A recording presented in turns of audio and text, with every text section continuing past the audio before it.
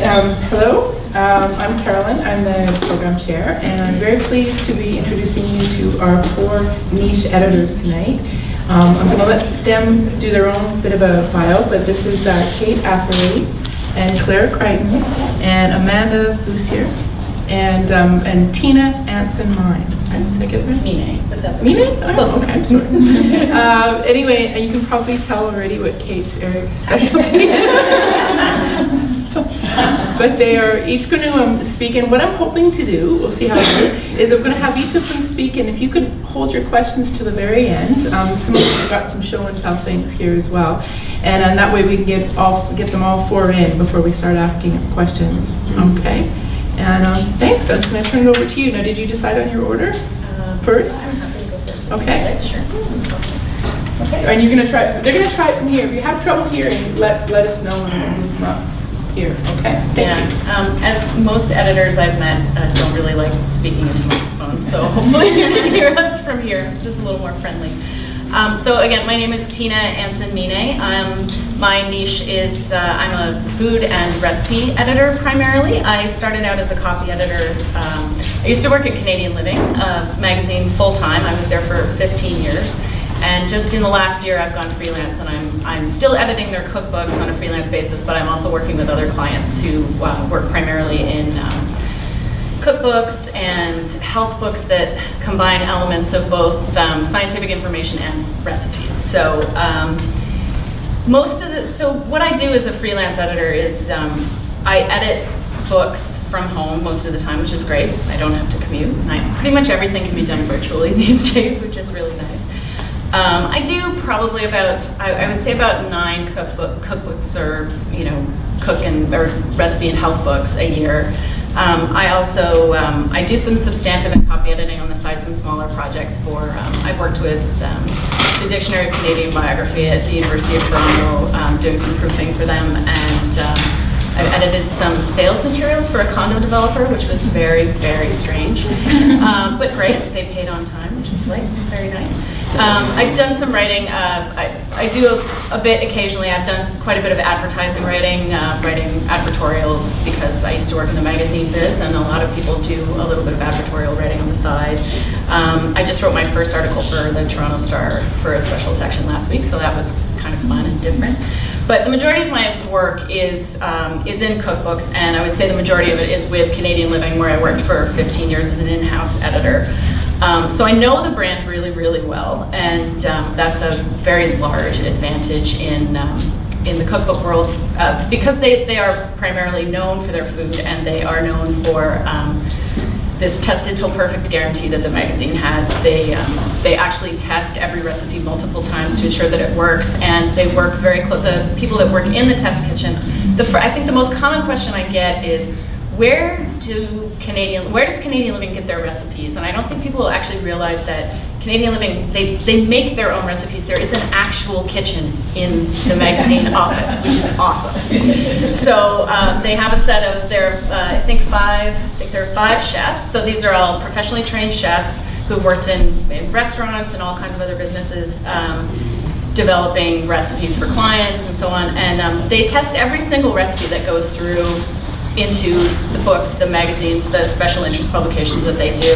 And they work very closely with an editor on all of the projects. So the editor's job, basically the kitchen's job, is to come up with these creative, delicious, perfect recipes, and the editor's job is to make sure that you can make them at home, so that they're geared toward the reader, so that we can guarantee that if we publish a recipe, we know for sure we're not going to get people saying there are ingredients missing, this doesn't work, it wasn't cooked, we didn't like it.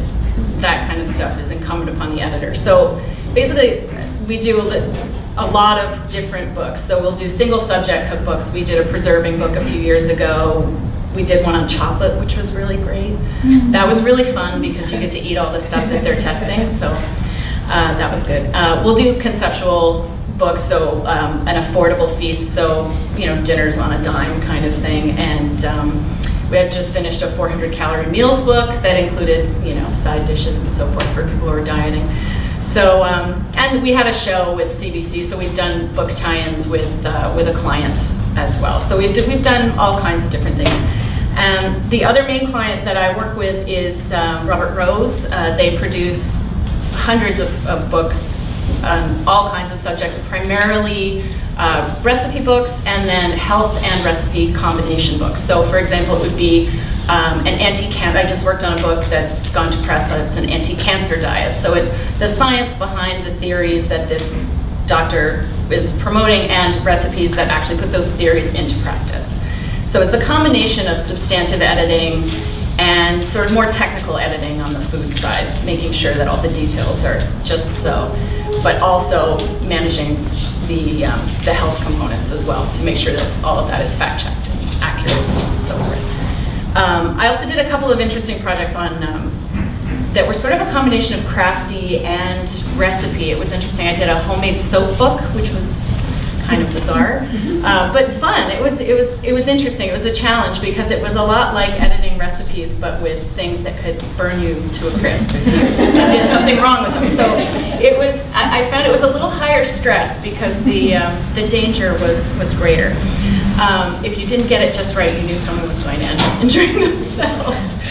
So, and I worked on home herbal remedies books. So, and that's again another good combination of recipe and crafting and homemade skin and hair care products. So, so that's basically what I do as a freelance editor. And when I talk about recipe editing, mostly that means that I am going through and I'm working with someone who isn't necessarily a fantastic writer. A lot of these books, we're hiring the person that writes the book and gets their name on the front is usually has a set of has an expertise in food, but that doesn't necessarily mean that they are good writers or that they can communicate properly. And so my job is to be the conduit between them and the reader to ensure that it's not confusing.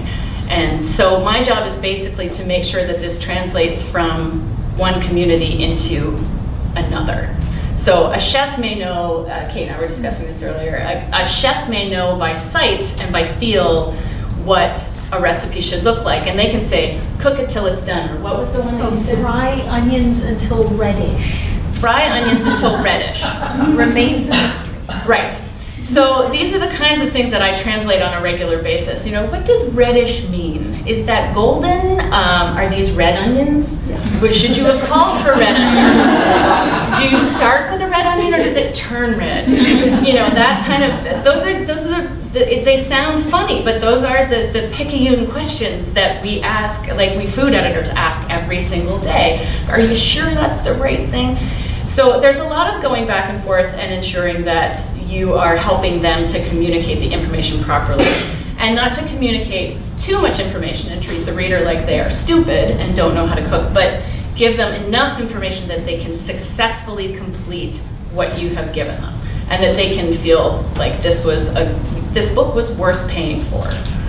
So in a nutshell, that's kind of what I do. So it's a combination of it's closer to technical editing in some ways, recipe editing, and I'm sure Kate will talk a bit about this too. There's a lot of concern. You need a real sense of precision. There are conversions in the Canadian market, especially. Everybody cooks in imperial, but we put it in metric anyway, right?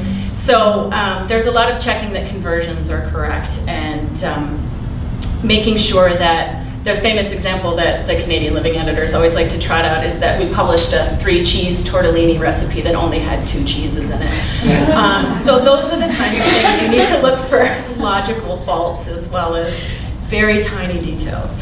So I guess I should talk a little bit about that. So I got into food editing simply because I feel like I was always in the right place at the right time. I believe in, there's a lot of luck in where you happen to be. You can have all the skills in the world, but if you don't get that opening, you can't actually put them into practice. And that doesn't mean that you don't work hard or that you don't take an opportunity and run with it, but I happen to be in the right place at just the right time because nobody ever leaves at that place. For good reason, it's a great place to work. So I started out, like I have a degree in Spanish and never ever planned on writing or editing in my whole life. I thought I would be a teacher, and I tried being a teacher. I was an ESL teacher in Japan, and I hated it. So I came back and I thought, what am I going to do? I don't have the money to go back to school. I want to go work, and I like words, and I worked on the yearbook. I'm sure I can teach myself to copy on it. And so I went to the North York, so I grew up in the States, and I moved to Toronto at this point with my husband, and I went to the North York Central Library up in at Mel Lastman Square, and I took out all the books they had on copy editing. I have very strong opinions on which ones are good. And I taught myself how to copy edit because I figured, well, I have good grammar knowledge, I know how to do this, and I'm sure I can get paid. And fortunately, the good thing about copy editing is you normally have to go in and take a test, and it's not necessarily what's on your resume all the time. You can usually, as long as you can get your foot in the door and then you can prove what you can do and you know your stuff, every once in a while someone will give you a chance. And I was super lucky. I cold called Canadian Living, and I got the copy chief, who's still a friend of mine, even though he hasn't been there for years. And I asked him if I could take this test, and could he tell me a little bit about what they were looking for in copy editors. And he said, oh, how did you know about the job opening? And I said, I didn't know about the job opening, but I would like to hear about it. So I ended up taking a copy test, and I was hired on a contract. And again, the copy chief left, and I got promoted, and I happened to find that as I was copy editing food, there were a lot of similarities between what the substantive editors look for, the kind of details, and the details that a copy editor looks for. So I found I had a natural aptitude for food editing. I also really like to eat, and I really like to travel and eat, and I had sort of this endless hunger for more and different food, and it was kind of the best of both worlds. Like I could do this work, and I could do it about something that was interesting, and blend those two together. So again, someone happened to be sick one summer and was off, and we had a special interest publication that was going out, and I volunteered to do the substantive editing, and then from then on I did a bunch of other jobs, but always did cookbooks on the side, and finally was able to make it my full-time job toward the end of my run there. So that's kind of how I got into it. As for how food editing is different from conventional prose editing, as I said, it's closer to technical editing in a lot of ways because there's a lot of precision, and a lot of what goes into it is making sure that instructions are clear and concise, and you're setting up, and I'm stealing your material here again, but you're setting up somebody for success. Like you are making sure that this piece of information can be translated into a successful, real-world, three-dimensional result on the other side. It's quite similar to craft editing in terms of the logical order of things and making sure that all the pieces work together and so on. So, but there's also a bit of art to it as well. Like you do have to have a blend of skills. You do have to write leads for recipes a lot of times because very often recipe developers don't write very long leads or sometimes very good leads.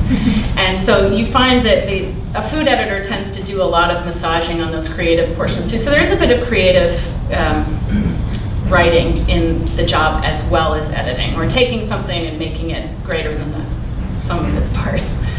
And I think that it's very similar to copy editing in terms of there's a high degree of accuracy that's required. So it may not be, in a recipe it may not kill you if it doesn't come out right, but it certainly will ruin your reputation. And you will have people, especially with a place like Canadian Living, where their main business is ensuring that this tested till perfect guarantee is followed. It's incumbent upon you to go through every word and make sure that it is accurate.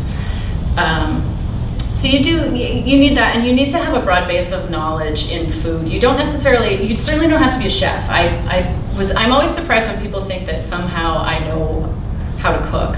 And I do, I should say. That sounds like I can't boil water, or as my mother says, I can't make steam in the kitchen. But no, I do know, I do like to cook, or did before I edited cookbooks. And I do love food, and I find it's something I'm interested in naturally, so it's an easy transition to do the kind of research that's necessary to keep yourself current. but I'm not a chef. And I think that some people find that surprising that would necessarily be an asset, but they're two very different sets of skills, and they're not necessarily compatible. It's very rare. I know maybe 2 or 3 chefs who are amazing writers. And the rest, some of them are passable, and some of them are just terrible. And it's not because they're bad people or they, don't have any education. They are usually highly educated. They have a different set of talents, and they are hired to do a different job. Like if you asked me to develop a recipe that tasted good, I think you've got a 50-50 chance of success. But if you ask, them to do that and then me to just clean up the words so it's clear and you can make that at home, then that is where my skill set lies, and that's what I think my job is translating that. So you also have to be a little bit tolerant of repetition. There's about, 100 renditions on a pork chop recipe, and then that's pretty much it. You have to be tolerant of that too as well. Okay, so what unique skills are needed? I'm following your list of things to talk about. I think some of the unique skills are, you do need to have a decent visual vocabulary, and you need to be able to visualize things. One of the things that I do as I'm going through a recipe, when I get it from a writer or the test kitchen, is I actually sit down and I imagine myself making this thing as I go through it. Because the logic of it makes a big difference. It's if someone is suggesting that you use 5 pans when 2 would do, you need to kind of be able to visualize it. Like, why are we taking this off the stove and putting it in a bowl when then we're just scraping it back into the pan? That doesn't make any sense. You have to be able to go through it logically and see where there might be faults, where you could save the reader a little bit of time or a little bit of effort or money or whatever. So you have to have the ability to look at something and be able to see it in your mind as you make it. You do need to have good descriptive powers. And that's another thing that can, where the repetition thing fits in. When you work on cookbooks like I do, I've written about 1,000 billion leads for recipes, and after a while you don't find that you have a whole lot of interesting and new things to say. But there are, you do need to have great descriptive powers and be able to find a new tack to take with these things. And instead of relying on the same old cliches, like this is ready in a snap, and it's not like I haven't written this stuff. And it's not like I've not let it go. But you do have to kind of keep trying to approach it in a new way and try out new ways of describing something so that it actually sounds delicious, it sounds doable, it sounds logical. So having that visual vocabulary and being able to describe a central experience in a way that's creative is important, I think, when you're working on food copy. So yes, I'm trying to think if there's anything else here. Yes, concentration is another thing, I think, with one thing with recipe editing, especially with cookbooks, because they're such large undertakings. Some of the cookbooks I'm working on have like 250 recipes. Some of them are single subject, so it gets easy. You develop a style after a couple of recipes and you're able to apply it broadly. Some of them are like, for example, a retrospective cookbook that I worked on in the past. It was everything, literally from soup to nuts. And you have to be able to concentrate on these things and maintain consistency between these chapters and between recipes. You have to be able to notice 80 pages into a manuscript that this method is not the same as the one on page 25. And you have to sort of sort out whether is it different on purpose, or is it an error? Is it something that needs to be made consistent? Can you allow there to be a little bit of voice in there and have it come out a different way, but in essence, convey the same type of information and still be successful? You do have to make some of those calls. You can't mechanically change everything. You do have to kind of weigh each one of them on a case-by-case basis. So, but yes, it can be very hard to notice those things after a full day of editing chicken recipes or things like that. So, not that that's what I'm doing this week. So yeah, and I think like most editors, I think food editors and recipe editors have this insatiable curiosity for their topic if they're good at it. you know, you would have to have a good appetite. You would have to be somebody who enjoyed eating, who had sampled different things, could describe different things. If you've never had, you know, if you've never eaten coconut and someone describes it as pungent, would you know that that was an error or not, right? You know, it's good to have a broad palate. It doesn't necessarily mean I think chefs have to be able to eat everything. I've never met a chef that wouldn't eat liver, but I won't eat liver. But you do have to be able to have tried these things and be interested in them to be able to convey that kind of information to the reader. So the more you've cooked and the more you've tried things and the more adventurous your palate is, I think the better you do when you do recipe editing. So I think that's kind of, have I bored you all for 15 minutes? So that's kind of it. So. There you go. All right, so first let me introduce myself, I guess. I'm the production project manager at Frederick Music. That's the print publications wing of the Royal Conservatory of Music, or the RCM, as most of you will probably know it. I got into music publishing mostly by accident. I went to Humber College's creative book publishing program in its second year.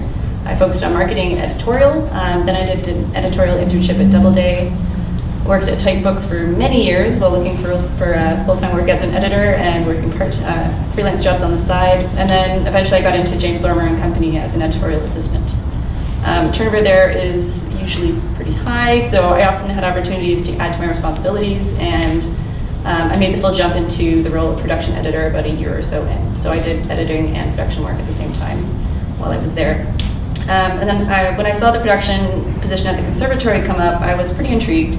I knew the books really well because I'd grown up with them. I studied music all the way through grade school and high school, and I taught music myself towards the end of high school as well. I went through the whole Conservatory program, so I thought, here's a chance. So I did not know how to go about editing or proofreading music at all, really, but because I had real life book production experience by that point, as well as the level 10 piano, most of the other employees there are music specialists through and through.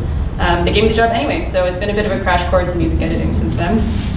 My duties are primarily in production, which is very much like traditional book production, but with a couple twists. The biggest difference is that you're often dealing with two separate groups of people, the music typesetters and the text typesetters, who also do most of the design work. It's possible for one person to do both, especially with all the programs around nowadays, but the work's so specialized that we still find it works best to split it up. That way there's an expert on both ends and two sets of eyes on everything. For the editing, however, we almost always rely on one person. So our editors and our proofreaders ideally will be experts at both. Most of the in-house editors have graduate or postgrad degrees in music theory and come by their text editing experience either on the job or through secondary study. So having text editing knowledge is a real advantage. It's pretty rare to come by. Most of my freelancers are better at one or the other, so I tend to dole things out depending on which is heaviest or most complex for that particular project. But yeah, ideally we have one person doing everything all at once. Where to start? I just go down to music editing itself, I guess.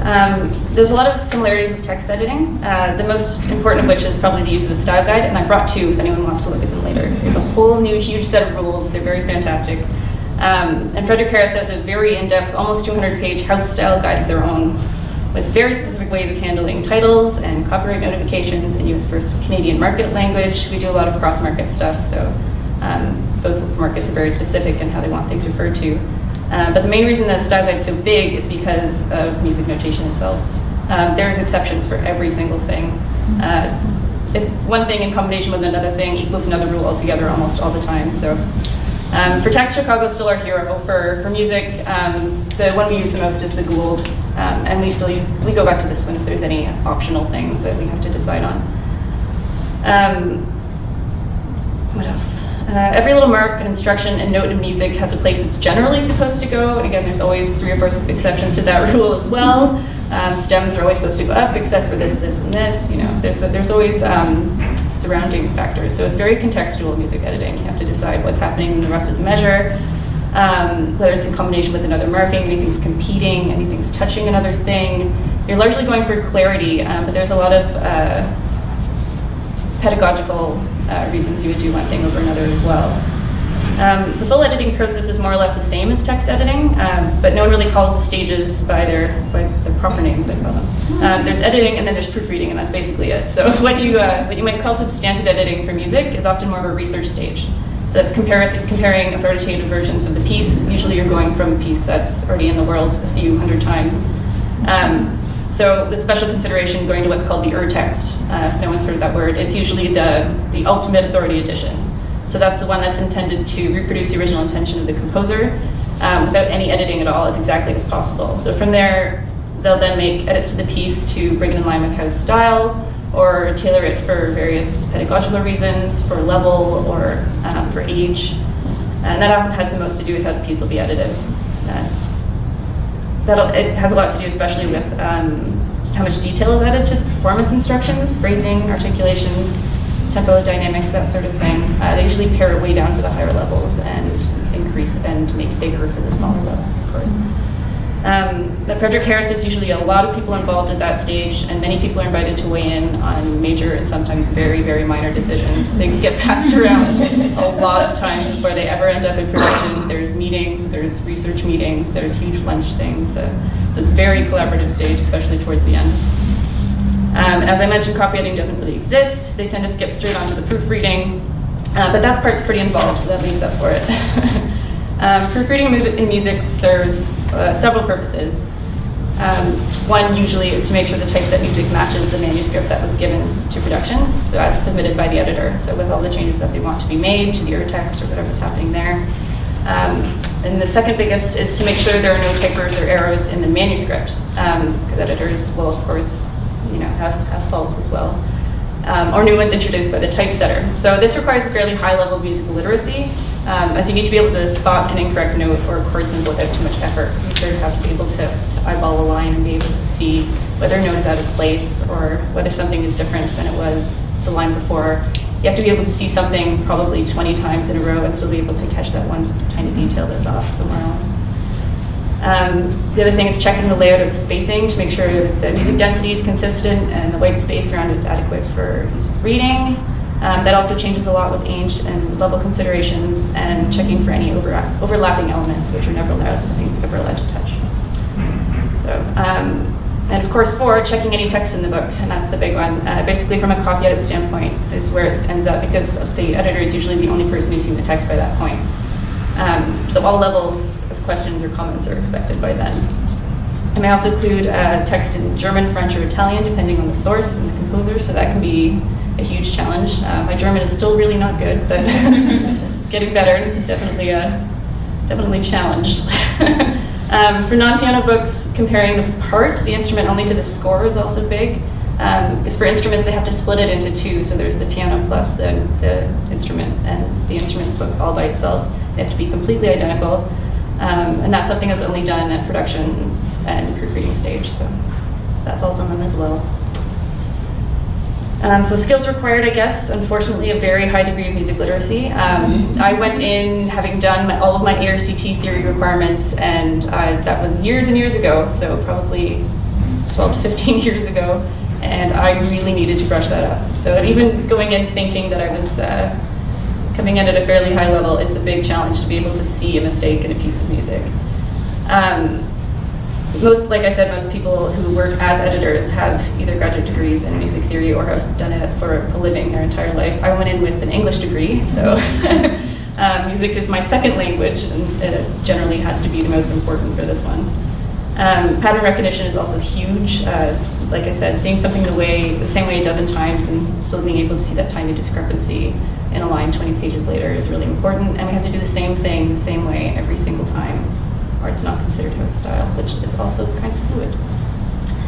Also important is being able to play it through. And not everyone in the office plays piano, so as long as you have some way of playing the music, that's the easiest way to spot errors still.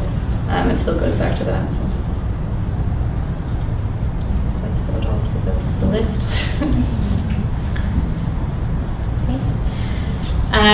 Hi, my name is Claire Crighton. I'm the editor of publications and exhibitions at the Art Gallery of Ontario. I work in-house there.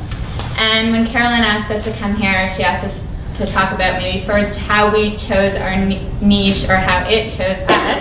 And in my case, it was definitely the latter. I came into it kind of through the back door. I had gone to grad school thinking I was going to stay in academia and go on to do a PhD and become a professor. And while I really liked grad school, I discovered there that I didn't want to stay in the ivory tower, that I wanted to be out working.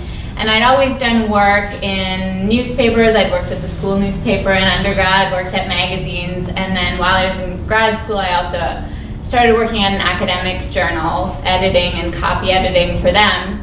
And it did occur to me, getting out of grad school, that I had this skill that I could take and use to apply to jobs. And so I ended up just applying to a lot of jobs at publishing houses, at websites, at magazines. And the interview and the job I got was at Canadian Art Magazine, which is sort of probably Canada's biggest general art magazine. It's a quarterly, but it has a fairly wide circulation. So that was really an art historical education in itself. While I'd also done an English degree, so I'd done a lot of cultural studies and communication studies. So I did know, I knew a fair bit about art and art theory, but I didn't have a lot of concrete art history knowledge, and especially not a lot of Canadian art history knowledge. I knew a lot more about American and European art. But I think that actually sort of served me and continues to serve me because, as you know, as an editor, you're supposed to really be the first best reader of something, and I think sometimes having a curiosity about a subject but not being a huge expert in it can be really helpful, because if you're trying to appeal to a more general but curious reader, then you want to make sure you're not speaking in any sort of jargon and that the writing is clear and engaging. So I like to think it's been an advantage, and it's great because I also end up learning a lot in my job. So from Canadian Art, I went on to the AGO, where I sort of wear two hats because I work on these two sides. I work on publications, so that's all the catalogs the AGO produces. I brought some today, all that I could carry, because I found out they're very heavy when you try to group them all together. But yeah, I'm actually one half of the publishing team at the AGO, so it's just my boss and I, who's the manager. And together we really do everything to produce these catalogs. So everyone is quite different, and why we do a catalog, there's a million reasons that go into it. Usually if we're doing our big sort of ticketed show and there isn't a pre-existing catalog, it's a show that we're originating, then we generally will produce a catalog, but there are other reasons too. And yeah, every project is quite different. We're usually working with a curator who, they're the editor of the book, but they're really kind of conceptually overseeing it and not doing any of the nitty-gritty editing. So, they obviously, a lot of these people are very visual people, so they're, picking on the images, the order of the images, everything like that. And often they have a lot of input in who the writers are going to be and so on, but then it comes to me to work with them to pick writers and commission pieces, and then to work with the authors to develop their pieces, copy edit everything, and then usually for books we work with out-of-house designers, so doing all the back and forth with them. Often if we're working with a living artist, we're going back and forth with them to make sure they're happy. So there's a lot to do there to produce one of these catalogs. There's a lot that goes on. And then on the exhibition side, that's a really interesting role as well, because I am working with curators who could be in-house or out-of-house, as well as sort of people in education at the gallery and other people to develop all the text for the exhibition. So when you go to see a show at the AGO and you're walking around and reading the panels and other material on the walls, that I oversee all of that. So that there's things that are definitely shared between those two roles, and then there are also important differences. So some of the things that are important and I guess more unique about art editing, I'll start with the very basic, also very technical kind of things. When you're producing a catalog or text for an exhibition, you're often really producing a historical record of that art and that artist. So you really have to make sure you get all the details right. If you're saying a work is a certain size, or was produced in a certain year, or was made using these materials, then that has to be correct and consistent, obviously, throughout the book. And then we do a list of works in the back. That's really the record of that work and that exhibition. So that has to definitely be correct. And then sort of related to that, when an author is describing a work, you have to make sure that what they're saying is true. You know, if they're describing a color, if they're saying it's pink, there's a pink square in the left-hand corner. You have to pull up that image if you can. Hopefully you're able to, and then just confirm that what they're saying is correct, because or else that sort of really devalues the whole piece. So that is really important. And I think so. That's definitely the more basic, more concrete things that you have to do. Then I think writing about art, I mean, there's that famous quote, and it's about music, that writing about music is like dancing about architecture, which I'm sure you've heard, but you know, art is can be a difficult thing to write about because it is so visual, and sometimes it's hard to to express something in words, because art is such a visual medium. And I think you really want to go beyond description. It's not interesting for anyone to just be reading someone's description of how a work of art looks. You have to do something more than that. So I think it's about really encouraging people to sort of use storytelling tactics. You know, why is this piece of work important? What is this artist doing that's different? Why are they doing it this way and not another way? So I think that is really important, and I think people can be really intimidated by art, and so I think it's important to make sure the writing is really engaging, or else people aren't going to want to read about art. And I think, as with any kind of editing, I think this is something I learned from starting out, that your relationship with an author is always very tricky. It's a complex relationship. And so I think in this, obviously it's really important to be respecting the author's voice. This is their interpretation of the work. You don't want to be putting words in their mouths or changing their interpretations of things. I think you have to really, really respect their voice and what they want to say about a work.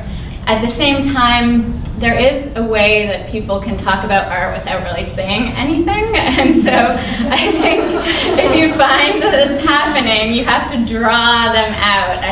I think you can sort of talk in cliches about art, or mix your metaphors in a way that's not helpful to anyone.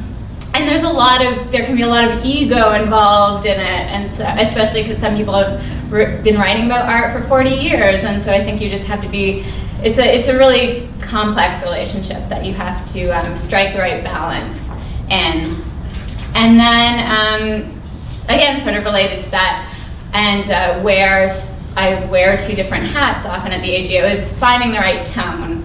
When I started at Canadian Art, I immediately recognized that there was this challenge where you have a lot of different readers who come to that magazine with different backgrounds. So you can have your people who are really, really well versed in art history, and they know all the terms and all the artists, and they have that background. You also had people who were maybe collectors who knew a lot about the contemporary art world, but less about art history. You have students, you have just general readers with an interest in art.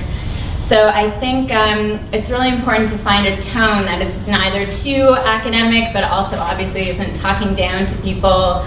So maybe you can assume people know certain things, like maybe very general movements, like what Impressionism is, but you can't assume they know very, very specific things. Or also you don't want to just bring up an example. For example, you would never want to talk.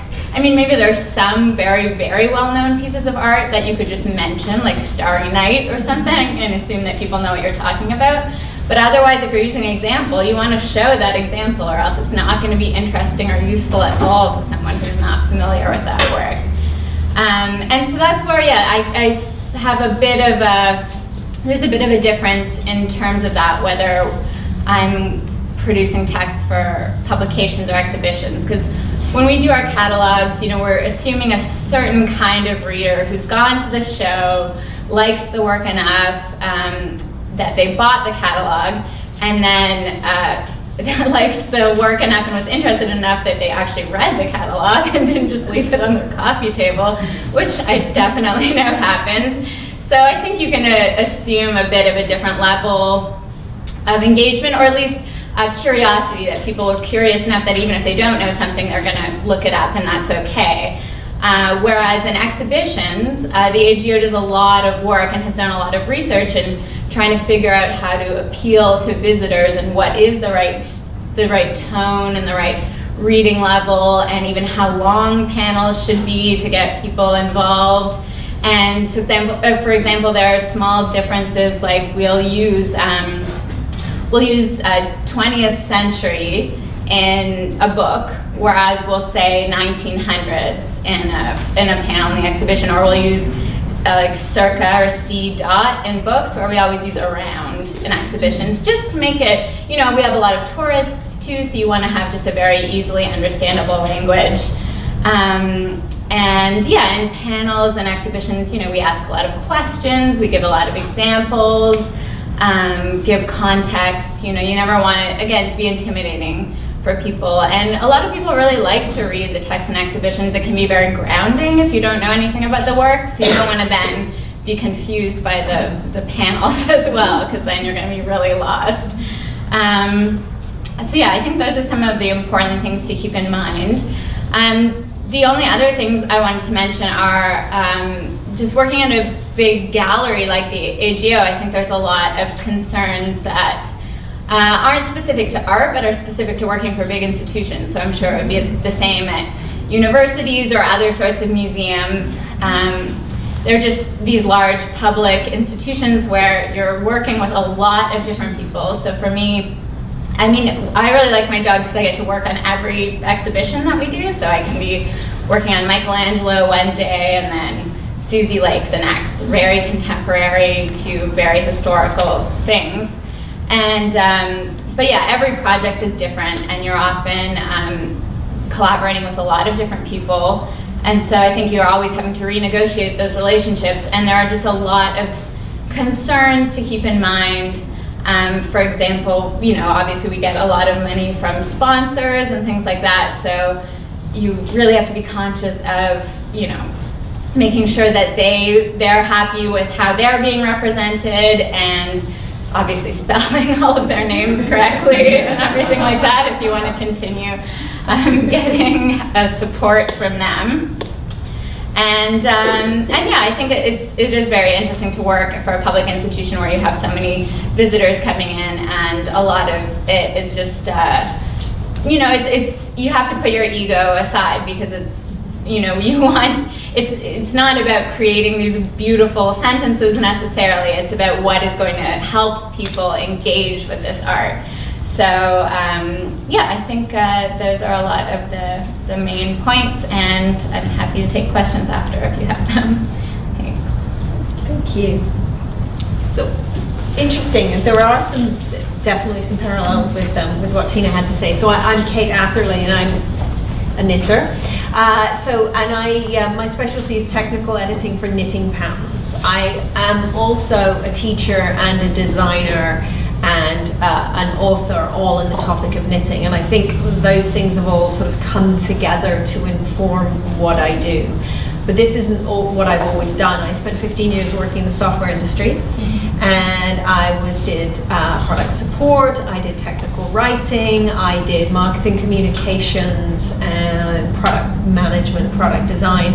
And there's an amazing number of parallels. What I did in the software world was I was the intermediary in communication. I found that my niche there was all about helping the technical people and the non-technical people understand each other. And so whether that was helping end users use the software, or whether it was in writing manuals or product support, answering questions, or whether it was helping the engineers figure out what they needed to build by helping them understand how users were using the software. Or probably the most challenging role of all was when I was helping on the marketing side, because what I was doing was taking information from people who understood the software intimately to people who didn't understand the software at all, to talk to people who understood the software a bit. So yes, I took up knitting to relax. I ended up as a knitting professional purely by accident, as many people do, and I'd been knitting all along, but it started with a chance conversation with a co-worker whose girlfriend was opening a yarn store, and I said, "Ooh, I'd like to teach knitting classes." I didn't actually know I wanted to teach knitting classes until I formed the sentence, but there you go. But what happened when I started teaching knitting classes was I discovered that technical writing, sort of communications bent, that experience made me look at knitting and knitting instructions with a different eye than I think many people did. I still teach classes, and I actually think it's one of the things that makes me a good editor.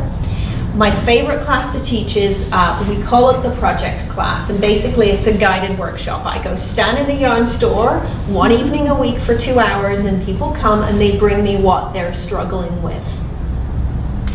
They bring me the projects that they're finding difficult, and it could be sometimes it's the actual knitting they're finding difficult, like how on earth am I supposed to make these 4 needles work? Or it could be these instructions make no sense. And so I found very quickly I was developing very strong opinions about what instructions made sense and what instructions didn't make sense. And I started designing, and I started writing my own patterns, and I kind of fell into editing. I don't even remember what my first editing job was, but here I am. So I'm the managing technical editor for the oldest and one of the biggest online knitting magazines, and I do an awful lot of freelance technical editing work for big name designers. So many of my clients are elsewhere. I work with a handful of Canadian designers, but I'm working on a book with a designer in the UK right now, and she's reinterpreting vintage Shetland sweaters and lace shawls, and it's absolutely amazing. And I'll probably never meet this woman, and I will probably never see these pieces in person, and I'm working with a lot of people in the US. But yeah, knitty.com if you are a knitter is kind of my main gig, but I still do work as a teacher and a designer. What a knitting technical editor does, I think there's 2 aspects to it. I characterize it as we review the patterns to make sure that they work and that they can be worked. And what I mean by that is, first of all, does it work? Does it produce something that looks like the thing in the picture? So, does it produce a sweater that has, 2 sleeves and a V-neck and is the same length as photographed? So does it produce the thing that it promises to produce? And then, can it be worked? Are the instructions complete and clear? And those are different. Those are really different. Because you can have complete and clear instructions and accurate instructions that produce a sweater that would fit no one. Equally, you can have a pattern that is absolutely incredibly well architected and beautifully fitted, but if it's missing key information, then it's never going to be worked. So what I find is I not only have to be good at knitting, and I have to understand a fair bit about garment construction and design and fit and all of those things, but I have to have a good facility with the numbers as well. So on the does it work aspect, what I do is I go through the pattern and I look at it and say, okay, is what's going to result a sweater that will fit a person of this size? So if you tell me that this sweater pattern produces a garment that fits a 2-year-old, will it? So what I have is resources that tell me how big is a 2-year-old around. I can tell you head circumferences for everybody from newborn to the largest adult that you might meet. I don't have all of these memorized, but we need to know these things. How long should a sleeve be for a man's 42-inch, sweater? So we need to know these kinds of things. What's a reasonable armhole depth for a fitted sweater versus a loose sweater. So it's all of that aspect. Then what you have to do is you have to make sure the instructions produce that. And then you have to review the instructions to make sure that they actually make that. And so one aspect of it is analytical. So it's just going through and making sure that what they're claiming to produce, they do produce. But then I have to open up Microsoft Excel and I have to do the arithmetic. So my days, I've actually recently upgraded to a bigger laptop, a 17-inch laptop, so I can have Word and Excel right next to each other open at the same time. I go through and review every single number for every single size. So it will be the kind of review that Tina might do, but it's not unusual to see a sweater pattern that has 10 sizes. So I've got 10 sizes and even a sleeve. And what I did before I left this afternoon was that I just looked at the sleeve instructions for a sweater that I'm editing right now.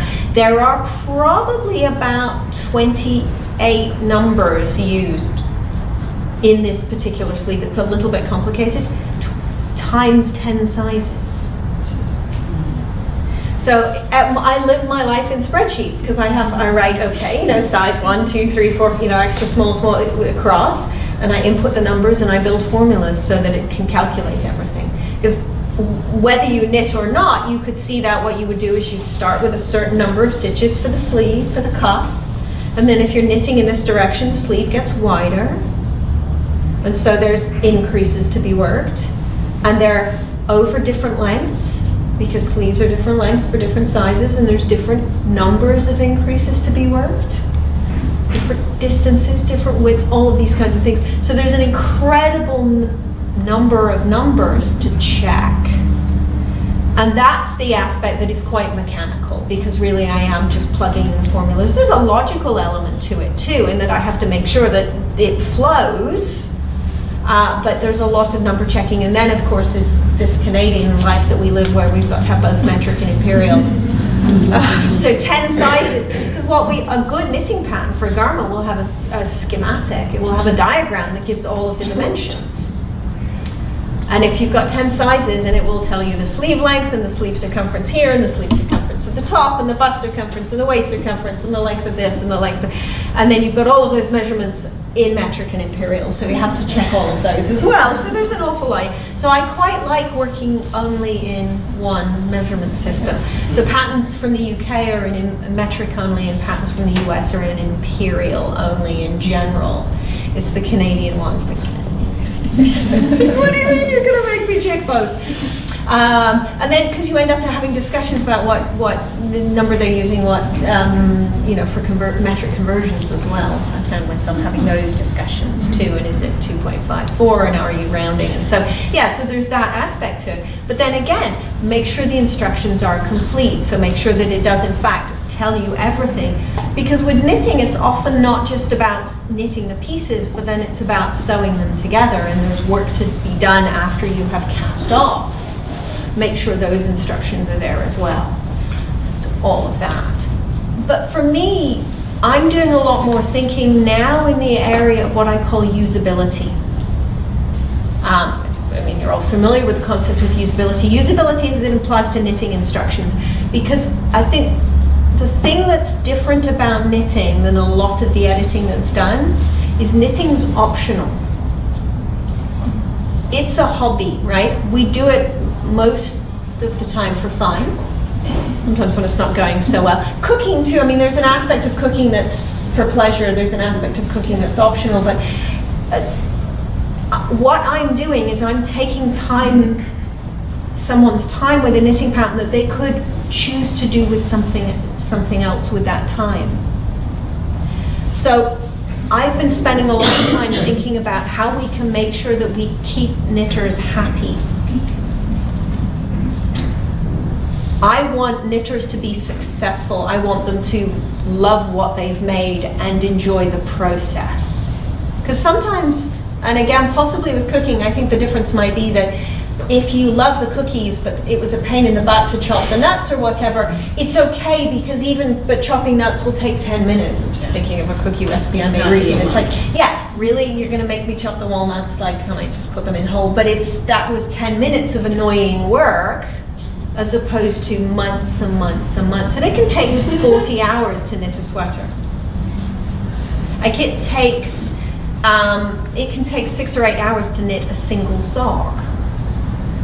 So what I risk is, with a bad pattern, is I risk someone walking away from the project because they could be doing something else, or worse, walking away from knitting.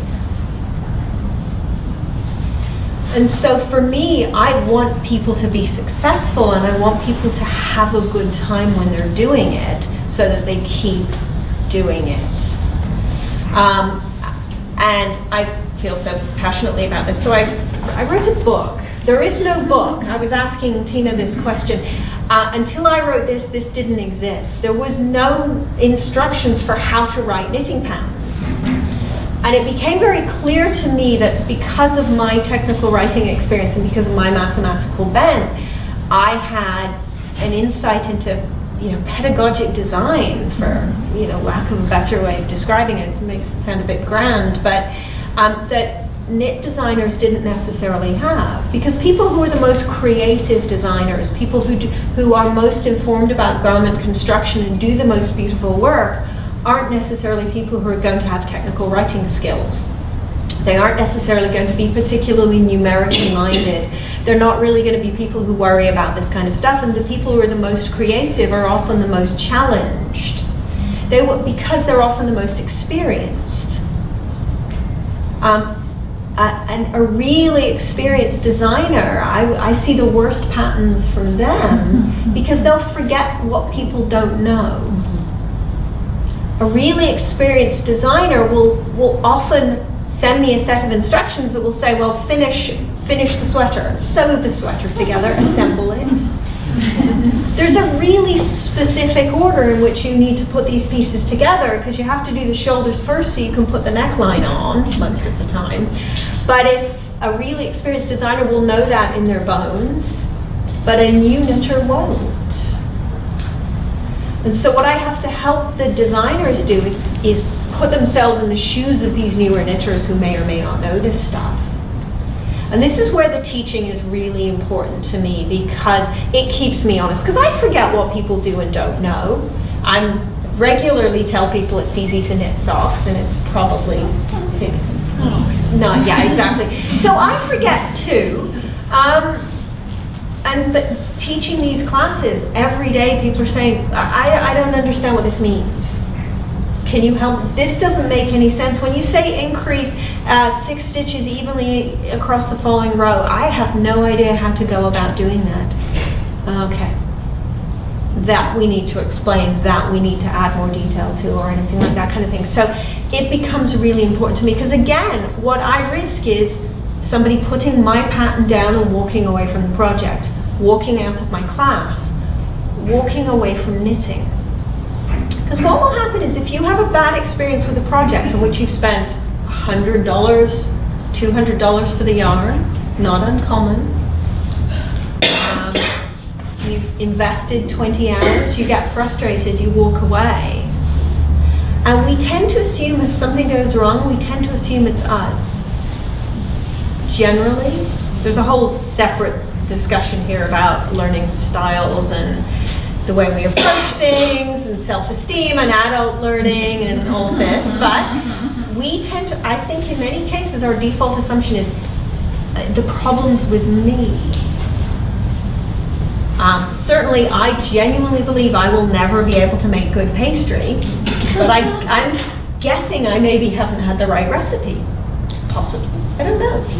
So, but what happens is I've had 2 lousy pastry experiences. I'm picking on you here. So I haven't tried making pastry in probably 10 years. I've made some lousy socks. Yeah, we should get together. But the point is, what happens is I made lousy pastry, so I walked away from it for 10 years. If you have a bad experience sock knitting, you put it down, you walk away.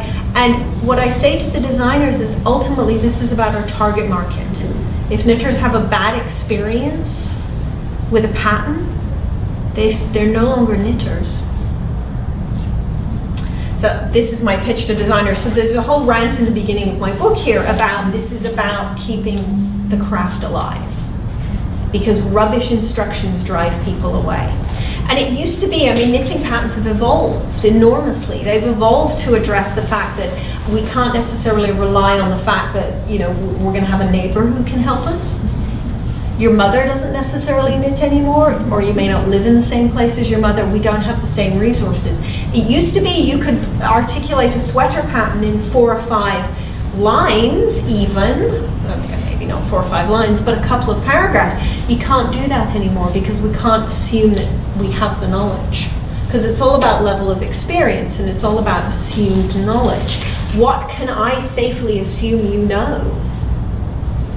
And so for me, the usability question becomes interesting as well in terms of, let's make sure I'm addressing the right level of knitter. Because it used to be there was just one style of knitting patterns and it was terse and it was minimal. Now with the internet, publishing digitally, of course, we've got all the space in the world, which is great. So we can be more expansive, we can be more inclusive. Because we're dealing with a global audience. We're dealing with people whose frame of reference may be different. Casting on techniques are different in different countries. There are different common ways of doing things in different countries, so I have to think about that when we're dealing with a global audience. I have to think about an audience whose first language isn't necessarily English. A lot of people knit from Japanese knitting patterns, myself included, even though I don't read any Japanese, because of the way they articulate them. And I know many people who don't speak an awful lot of English, but a good knitting pattern can be read by someone who doesn't speak the language, if you write it clearly and well enough, because it's all technical terms, right? It's an algorithm, essentially. And so what we've done is we've started to get more expansive in these knitting patterns to support these knitters with a different frame of reference, with a different base of knowledge.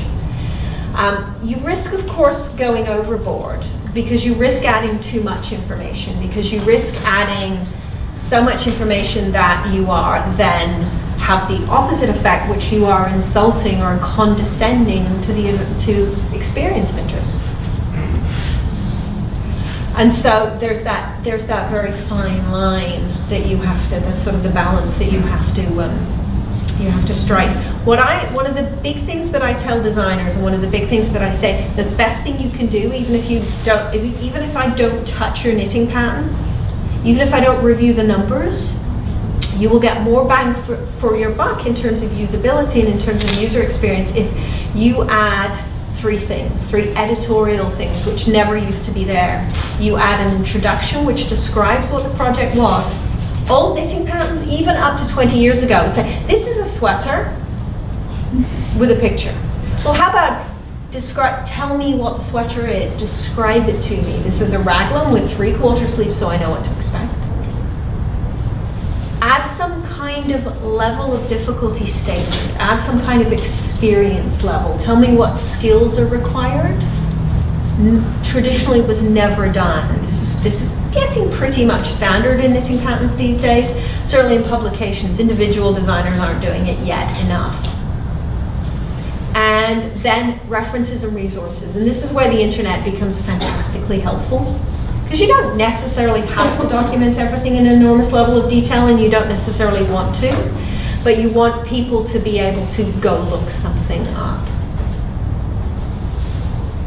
so that you can deal with all of these different levels of difficulty. And so from my perspective, what I will often say to people is, it's the numbers are, the accuracy of the numbers is almost secondary to the usability. Because if the pattern's written really, really well, you can recover from a single numerical mistake. I joke with a friend, the recipe equivalent I give is, if the cookie recipe says there's a slip in one of the numbers and it says bake for 120 minutes or until golden brown, you're actually probably going to be able to recover from that, because the until golden brown will get you there. Should have probably have been 12 minutes, But if all that's there is so with usability and with sort of supporting information, the numbers become weirdly less important. So it's funny, when I started this, I used to think it was the technical side of the technical editing that was more important, but now I'm starting to think it's the editing side of the editing that's more important. Also, we have time for questions. You guys love them. Thank you very, very much.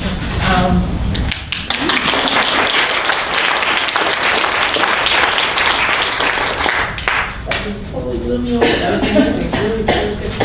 So now you are free to ask questions, and I guess we can just start. Who wants to start? There we go.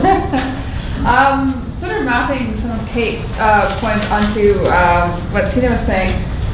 I have old cookbooks that have recipes that are basically a list of ingredients and then make a Cooked cake. all done. Right? Which is what you were saying. Yeah. Make a sweater. Have you found in the course of your career a change in the sort of assumed level of competence in cooks, home cooks, or is it maybe pretty consistent? Yeah, I mean, I think it's gone both ways. There was the home economy movement in the like through the 50s and through the 70s meant that there was a lot more explanation of things. Like, for example, I have my great-grandmother's copy of the Fanny Farmer cookbook, which it has like 4 ingredients, chop, cook till done, no times, no nothing. And then it went sort of the other way where it became this atomic age over-explaining of everything, every detail, and nobody really cooked real food anyway. So yeah, it has, and I think that because there are so many food bloggers and there's so much sort of food porn on the internet now, and everyone fancies themselves a food writer, you have a much more sophisticated base of people reading recipes. So yeah, and I actually wish I had said about 3/4 of the things that Kate had said, because it's true for food too that you have very different levels of cooks, and you have people who are incredibly well versed in things, and they know every trend, and you can't patronize them, and you can't expect that they don't know these things, but you can't leave behind somebody who's picking up their first cookie recipe. So yeah, and your example was a very good one where you said that there are 2 statements, cook for 12 minutes or until golden brown. That has been a trend that we've especially Canadian Living, we've worked on in the last few years. It used to be that you would say,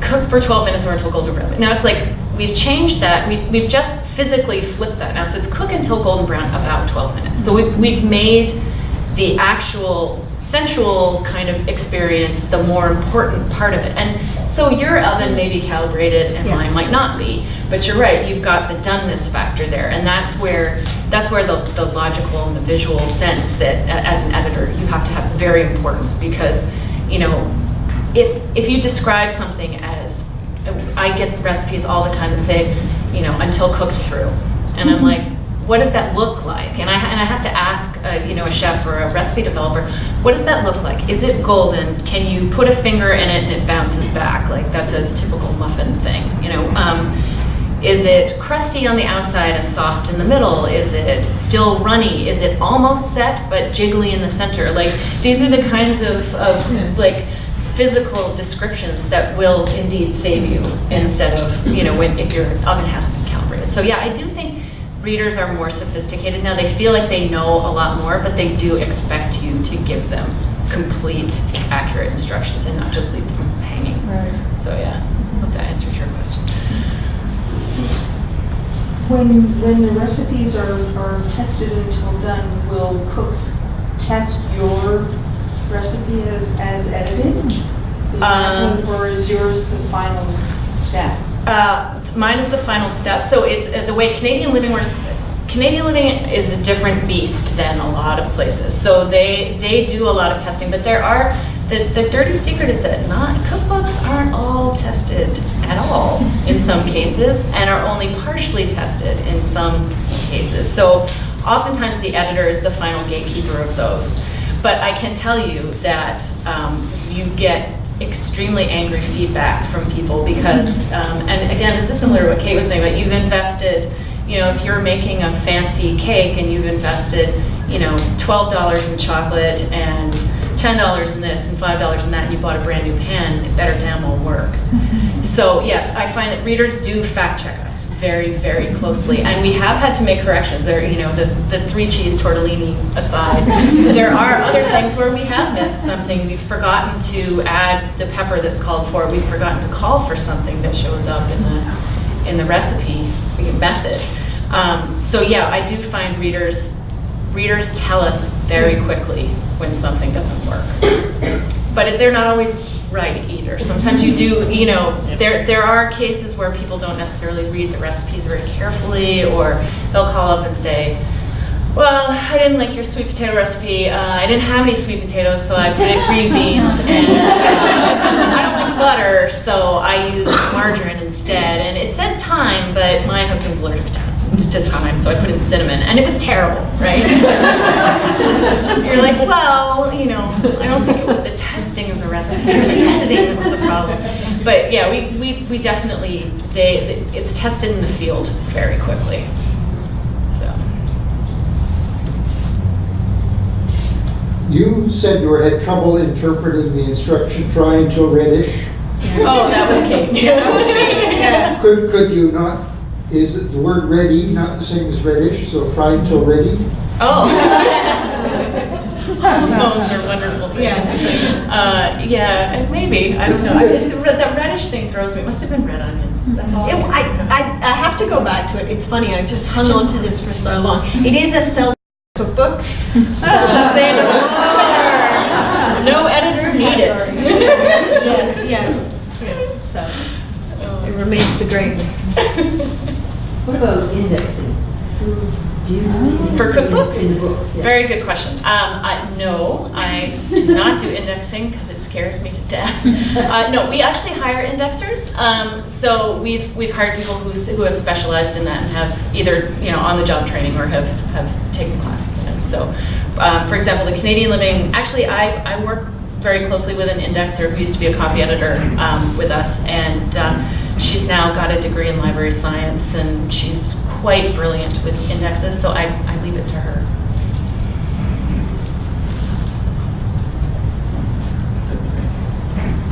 This is a really minor point, and I have to admit that my subscription to Canadian Living is lapsed. That's all right. But I seem to recall in the last years or two that you were no longer, I've worked for Robert Rose for a long time, and we always did the 3-column setup with the ingredients down the middle, imperial and metric on either side. And it seems to me that I remember the Canadian Living, which was always the touchstone, was the style guide for cooking in Canada, Yeah. has stopped doing metric, that you've gone strictly imperial. It was a huge thing. So do you think this is really a movement that's occurring? Are we giving up? I think it was the product of some research with our readers, and we discovered that no one really cooked in metric. And it was one of those funny things where people never really mentioned it. So it was one of those omissions that we sort of realized, well, maybe we don't have to do this. Yeah. So we thought, and our food editor at the time, we had changed food editors, and she had worked in several places. There were Canadian publications that no longer use metric for certain things. Now, to be fair, we do use metric for specific things. So we use metric for weights. So if you buy something in a weight, you go to the grocery store and you buy meat in kilograms. So we would give a kilogram and not the imperial.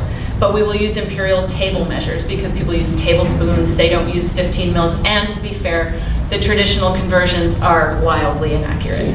So 15 mils is close, but you get up to where they're rounding to 50 is probably closer to 60. Those kinds of things have changed. So we figured that was a more accurate thing. And we've got no blowback. Nobody's noticed. You're the first person that ever said anything to me about it.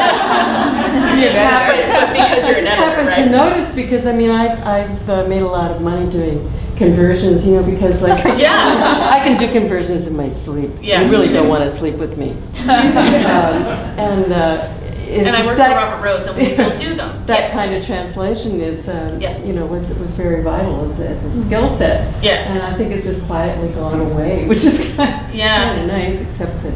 But it's good to know Resistance those if are- you're working with, say, British cookbooks, or like I work with German recipes. Yeah, exactly. And you do need to understand how inaccurate they are, or how accurate, and how people actually work in a kitchen in a practical sense to make these recipes accessible. So, Sorry, go ahead. I thought you were finished. No, I just. Yeah, speaking of measures, when I was young, we had 3 sizes of spoons on the table. Mm-hmm. It was a teaspoon, a dessert spoon, and a tablespoon. Uh-oh, it's going to test Now, my head. when I see people talking nowadays, it seems to me that what they call a tablespoon is what we used to call a dessert spoon. Is that correct? For actual tableware, I'm not actually sure if the sizes have changed. It wouldn't surprise me because dinnerware everything has gotten larger. A tablespoon was used for serving. I mean, you couldn't put it in the bowl. Yeah. I know. I like a calibrated tablespoon is 15 milliliters. That has not changed. That's the same. But I'm pretty sure tableware has all. How big is a teaspoon? An actual calibrated teaspoon is usually converted at 5 milliliters. Okay, so what I call a tablespoon would probably be about 40 or 50. Well, regular, like a soup spoon that you see on a table is probably somewhere around, like anywhere from 2 teaspoons to a tablespoon and a half, depending on if you have enormous cutlery or not. Yeah, the tablespoon was used for serving. And there's 4 or 5 soup spoons. Mm-hmm. Yeah, that's a serving spoon's probably more like a quarter of a cup or just a couple of tablespoons. Yeah, question. Yeah, I just want to comment that I actually cook in metric. Do you? Yeah, that's marvelous. I actually would not know the imperial equivalent of 5 milliliters, yeah. 15 cc. Like, I have no idea what. Yeah. Well, more people are using scales now. Yes, too, and right? that's the thing is that the way people cook has changed so much. In Canada, it's always been this hybrid thing. I grew up in the States, and I wouldn't have known a milliliter if it bit me when I was a kid. So, but in Europe, everybody has converted seamlessly to metric, and that's like all the cookbook. Like I was working with a bunch of German recipes. Everything was in metric. And people weigh everything. It's true, like all bacon is done by weight, and it is actually more accurate. The results are more reliable than working with volume measures. So this isn't necessarily the best system for doing this. It's just the one we have, right? So, you know. It's American, and they're not going to change. Oh, God. It's as simple as that. No, they won't change. That's true. Okay, there's one back over there. She's been. I just wondering for those of you who freelance, how do you charge for this kind of work? And I'm assuming by the hour, and then if you get used to estimate how long will the recipe be doing? Is there a wide variance? I'm assuming we all have different answers for this one. For me, I tend not to charge on a project basis because I've gotten burned that way. Hourly, I prefer because you never know the complexity of a project before you start, but there are certain things, like if you're working for an advertising client, they will ask you like how much per recipe. So those sorts of things, I have a rough idea. Usually I'll ask to see a sample. I find that's the most accurate way of doing it, because if you try to do it in a vacuum, you always guess wrong. You always think it's going to be easier or more complicated, and you either over or underprice yourself. So I usually ask to see a sample. I look at it, I try to figure out how many minutes will it take me to get through this, multiply by that, and do an estimate. And I usually will say, if I find I'm running too short or too long, I will advise you. And that way, if I'm finding I think it's going to take me 20 minutes, and these are such a mess that it's taking me an hour, I will get back to them and say, this really isn't that wasn't a fair estimate, this is closer. So it doesn't always go over very well, but usually I work on an hourly basis. I'm very lucky, my publishers all have agreed to that. Yeah, and I typically work hourly as well, and for me there can be different levels of editing. Because what I can do for some people, because some designers are experienced, and if they've got their own style sheets and they've got their own way of doing things, and with some designers it's a numbers check, it's a math check, and a sort of a logic check. And I edited a pattern this week for a really, really experienced designer, and it was a hat pattern, and I spent 20 minutes on it, where I would possibly spend up to 2 hours for a less experienced designer, because all I did, and she only had 4 sizes, thank goodness, I kind of went through and I just checked the numbers, and then I said to her, I think that your order of assembly on this one particular thing is wrong. But she didn't want any input on the introduction. It was all complete, everything was written, it was all there, it was all logical, it was all well written. it was just a quick, like it was sort of a math and logic check. Whereas with other designers, I'll get stuff that's much more notes, where it's much more, and it's much more unpolished, and so there's, but it's sometimes, you know, they'll say, I just, polished or not, I just want a math check. Or, no, I want a complete review of usability, and let's talk style sheets, and can you go through and make consistent? Because of course with knitting, I mean, there's lots and lots of abbreviations and tons of really technical stuff. And I have to do things like make sure that each instruction is formatted the same way. So row 1, you capitalize R for row, and then you put bracket, round bracket for right side, and then is the colon before the right side or the wrong side indicator? And is there a period, like the level of sort of the stuff you're doing with the music, is there a period at the end of that? Do you capitalize the first instruction in that after the colon? Like that kind of level of stuff. Sometimes people want me to do that, sometimes people don't. Yeah, I would say when I freelance, I have a different rate for substantive editing, copy editing, and proofreading, and I think the sample chapter or so on is the best gauge because you can read through that and either edit it or just read it and say how long would it take me to copy edit it or how long would it take me to proofread it, and then you extrapolate from there. Because I mean, I do charge hourly, but people generally do want an estimate. Yeah. Which, fair enough, you know, they don't want to be stuck with a bill that's much more than they can afford in the end. So, yeah, I think that's generally the best way of doing it. And I'll ask them sometimes if they, like, do you want a thorough, like, everything in edit? Do you want a sort of quick and dirty, do it, send it back thing? I'll usually ask them if there are limitations on the instructions like that, so I don't waste my time doing it. So, yeah, I think that's... For music, it's a little different. We end up charging mostly by the page, but it varies so widely per project. Because some are very complicated, and some are very text heavy, some are very music heavy.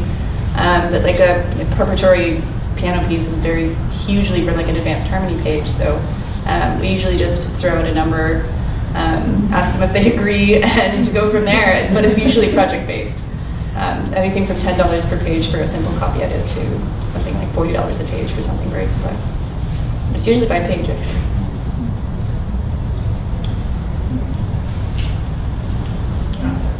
I was just wondering which knitting store do you the lessons at? Oh. I most often found at either Lettuce Knit, which is in Kensington, or the Purple Pearl out in the East End at Queen and Jones. But we also have online classes and things. I got a box yesterday with some $5 off coupons for this online Learn to Knit class that I did a year ago. So if anybody's interested, I've got postcards with coupons. So don't feel like you have to learn to knit, but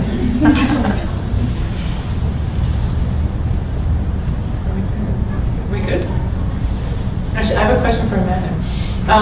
You said that part of the proofing process is playing the piece through, or? Yeah, it's not necessary, but it does make a lot of things easier. Things tend to jump out much quicker on the page. Do you have like a piano in your office? Like Most of the management do, yeah. We're also in the Conservatory, so we have access to every single practice room if we need it. So we can just go grab a key and go to play piano for an hour or two. Yeah. I have a question for you as well. Do you work mostly with sort of older manuscripts, like Beethoven or whatever, or do you also work with like contemporary composers? I wouldn't say contemporary composers generally for, let's say, pedagogical reasons, like introductory piano or like intermediate level. So we do have new pieces, and there are new pieces in our repertoire books and stuff as well. But they're pretty much the minority. We're usually working with things that are well established and published a few different times that people have a lot of opinions on. So. Yes. Where do you source those kinds of? There's an urtext for most pieces, or something that's considered the urtext. For the newer pieces, that gets a little more complicated.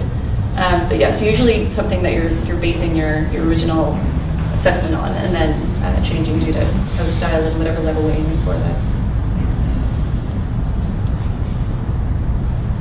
I actually have a question about that. The urtext, like what form is that delivered? Like, That also really varies. If they've been published nicely by somebody, which is the ideal circumstance, then there's a very clear interpretation of it. Sometimes it's just the original manuscript because no one's really been able to agree on what constitutes the correct version of it. So it's usually available, but it's sometimes a little bit to dig through. And sometimes it's just not worth it. Just go with the version that you know the most. There are publishers that we trust more than others to have done their best to interpret that. So sometimes it's just the secondary, but most quality secondary.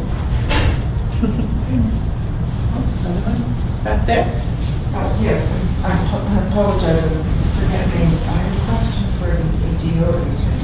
I went, yes, well, two questions. The first is, do you have any idea to what extent other galleries may operate with in-house editors, smaller galleries may operate with in-house editors or freelancers?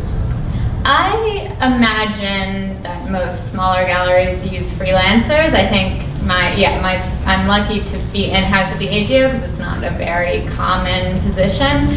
And I know people who have done freelance editing for other galleries. A lot of other galleries don't even really publish their own catalogs. They use publishers to do that for them because they don't really have the team and the capacity to oversee producing a whole book.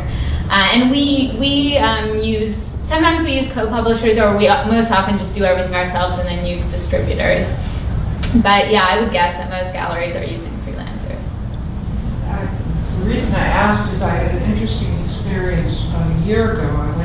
I was taking my friend to a small art gallery, but it was the art gallery of the city. It was a smaller city in southern Ontario, to see a small but very distinguished exhibit. I cannot remember if they had originated it or not.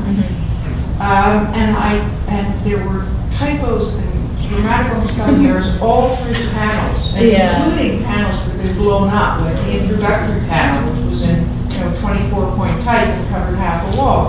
I had never run into that. Yeah, it's very frustrating when that happens because then it's very distracting and it's hard to enjoy the text. Yeah, so I'm sure some galleries, it's just generated by the curator or whoever is doing that, and maybe some people don't even have it edited. That wouldn't surprise me if it's a smaller operation, or it's their chief curator or whoever's directing the exhibition. I think it's not necessarily top of mind for everybody. So you should have offered your services. That's always a good entree. Yeah. I have a question for you too. I'm just wondering, with this whole shift at the AGO towards visitor friendliness and being accessible and all that, it's happened in recent years, and I don't think you mentioned when you started there, but did you have any influence over, shifting the tone or advising on that? I've only been, I was working with them on a contract basis before, and I've only been officially there for about a year. There's accessibility in two ways. There's obviously the AODA Act, so just how things look now. We are making a lot of shifts to make things more readable and accessible in that sort of way. And then there's actually a really interesting role at the AGO that has been very instrumental in making those, sort of readability standards, bringing those up to date. And that's, there are 3 people who work at the AGO who are called interpretive planners, and they come from more of an education background. And their role is basically to be the stand-in for the visitor. So to say, what sort of materials should we have in this exhibition? Should we have an audio tour as well as panels? How many panels should we have? Where should they be? Which work should have them and which work shouldn't. So I think they've been very instrumental, but I've definitely consulted with them on that, and we talk all the time about those things because there's no clear what seems common knowledge to one person doesn't to another person, and so I think it's basically a constantly evolving discussion, and it's great that I can work with them on that because they have experience, they will stand in an exhibition and watch people and how long they read each panel and how long they spend looking at each work. And so I think using that research and then what I do, we're hopefully getting to a place where the text is more engaging and useful for all visitors. I just want to say I recently was at the AGO. I went to the Basquiat and Art Spiegelman exhibits, and I hadn't been to the AGO for a couple of years, and it was a whole new experience. Oh yeah? And it was very enjoyable, and so what can we do with those? Good job. Well, I will say Spiegelman came basically as a package from the Jewish Museum. I mean, I made all the spellings Canadian. But we originated Basquiat, and that was a very complicated show because obviously there's, some people are really familiar with him, some of our visitors had no idea who he was, so you have to strike that balance. And then, just there's a lot of issues, social and political issues in that work that you want to make sure you're striking the right tone. I think one really interesting thing we did on that show is brought in a lot of voices from the community to comment on some of the work. So it's not just like this institutional AGO voice, but it can be more engaging for people to read, more casual, and different perspectives that you don't usually see in the galleries. No, I definitely noticed that. It was much more it seemed more conversational. And I was one of those people that knew nothing about him going in, and I left feeling I definitely learned something, and it made sense to me, and made me think about things. So good, great. Okay. Are we okay? I think we're good. Well, thank you so much. This